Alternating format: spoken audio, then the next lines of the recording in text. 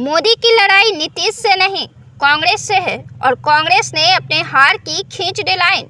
नमस्कार, आप देख रहे हैं प्रेस बिहार और मैं हूं आपके साथ आनंदमयी। देश की सत्ता पर कांग्रेस ने लंबे समय तक काबिज किया। देश की लड़ाई में कांग्रेस ने लड़ाई भी लड़ी और प्रधानमंत्री नेहरू ने देश और विदेश में भारत को मजबूत करने का काम किया। लेकिन उनके चौथे पीढ़ी को भाजपा ने हार का स्वाद चखाना शुरू किया। नीतीश कुमार ने एक बार जिस तरह इंडिया गठबंधन में दिन रात मेहनत कर देश में सुर्खियां बटोरी थी, बिना कोई शिकवा गिला करते हुए इंडिया गठबंधन से अलग होकर करारा झटका दे दिया। वजह थी कांग्रेस से नाराजगी। सिमटे हुए दल लगातार एक के बाद एक अपनी नाराजगी जाहिर कर रहे थे। एक को संभालो तो दूसरा रूठने को तैयार बैठा है। समय से सीट बंटवारा पर काम नहीं करने, संयोजक और पीएम चेहरे के नाम की घोषणा और उनके बीच रजामंदी पर बात नहीं बनने के बाद हार से पहले ही इंडिया को उसके हाल पर छोड़ नीतीश कुमार ने अपनी कुर्सी कैच कर ली।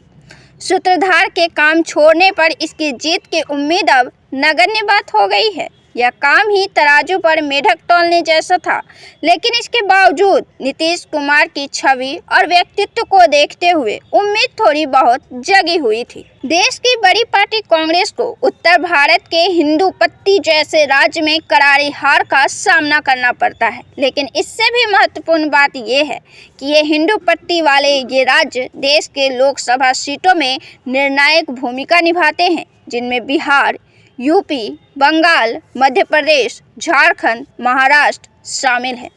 कांग्रेस दक्षिण के राज्यों में मजबूत है, लेकिन उत्तर भारत में नहीं है। इसकी खास वजह है यहाँ के लोगों में राहुल गांधी की छवि उतनी प्रभावशाली नहीं है जितनी कि पीएम मोदी की या अन्य क्षेत्रीय दलों के राजनेताओं की। बिहार और बंगाल में क्षेत्रीय दल ने काबिज कर देश की बड़ी पार्टी कांग्रेस को घुटने के बल कर दिया। लगातार 2 बार से भाजपा से हार के बाद सत्ता को अपने हाथ में करने के लिए कांग्रेस को मौके का फायदा उठाना चाहिए था और सभी दलों को एकजुट किए रखना चाहिए था। कांग्रेस की यह न्याय यात्रा ने इंडिया गठबंधन को शिकस्त यात्रा में तब्दील कर दिया। कांग्रेस की इस न्याय यात्रा में सभी दल यदि एकजुट होते तो उसका प्रभाव पूरे देश में एक लहर बनकर उभरता, जो मोदी लहर से मुकाबला कर सकता था। लेकिन अकेले की निकाली गई यात्रा में चाहे जितना जोर लगा ले राहुल गांधी, लेकिन उनका जादू नहीं चलने वाला है। बंगाल की जनता में उन्होंने जान फूंकने का प्रयास किया, लेकिन ममता ने अकेले लोकसभा चुनाव लड़ने का ऐलान कर दिया और यहाँ की जनता कांग्रेस और तृणमूल में से तृणमूल का साथ चुनेगी। बिहार में भी कांग्रेस की यही स्थिति है। देश की बड़ी विपक्ष पार्टी बड़ी आबादी वाले बिहार, यूपी, महाराष्ट्र और बंगाल में क्षेत्रीय पार्टी के बदौलत सत्ता में बनी हुई है। इसकी कमजोरी इसी बात से मालूम पड़ती है। ऐसे में कांग्रेस को वह रणनीति अपनानी चाहिए थी जो विपक्ष को भेद कर निकल जाए और भेदने तक उसे खबर ना हो।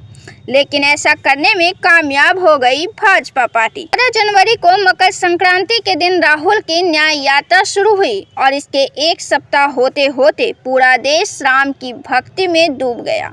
मंदिर के निर्माण की चर्चा, ऐतिहासिक कार्य के पूरे होने की चर्चा देश के हर घरों में थी।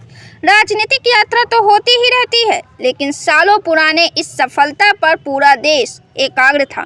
राहुल गांधी अपनी न्याय यात्रा में सपोर्ट के लिए एक फोटो बनाकर सोशल मीडिया पर डालते हैं, जिसमें उनकी तस्वीर आगे करके नहीं बल्कि पीछे करके दिखाई गई है। ये चीजें जनता पर बड़ा प्रभाव डालती है। राहुल के सामने जब मोदी के नारे लगते हैं तो पब्लिक के बीच हाथ से किस देने लगते हैं। सत्ता से बाहर होने के बाद विपक्ष पार्टी के लिए अत्यधिक संवेदनशीलता का काल आ जाता है, जहां उसे अपने लिए जनता के सामने सकारात्मक छाप छोड़ने पड़ते हैं, तो वहीं सत्ताधारियों पर हमले कर अपने लिए मजबूत स्पेस तैयार करने होते हैं।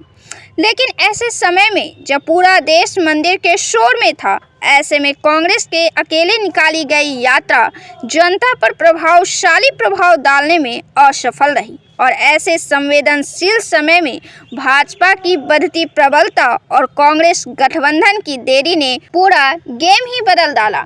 आप इस पर क्या सोचते हैं? अपनी प्रतिक्रिया कमेंट बॉक्स में जरूर दें। वीडियो को लाइक करें, शेयर करें, चैनल को सब्सक्राइब जरूर से कर लें। फिर हम मिलते हैं आपसे अगले वीडियो में। तब तक के लिए धन्यवाद।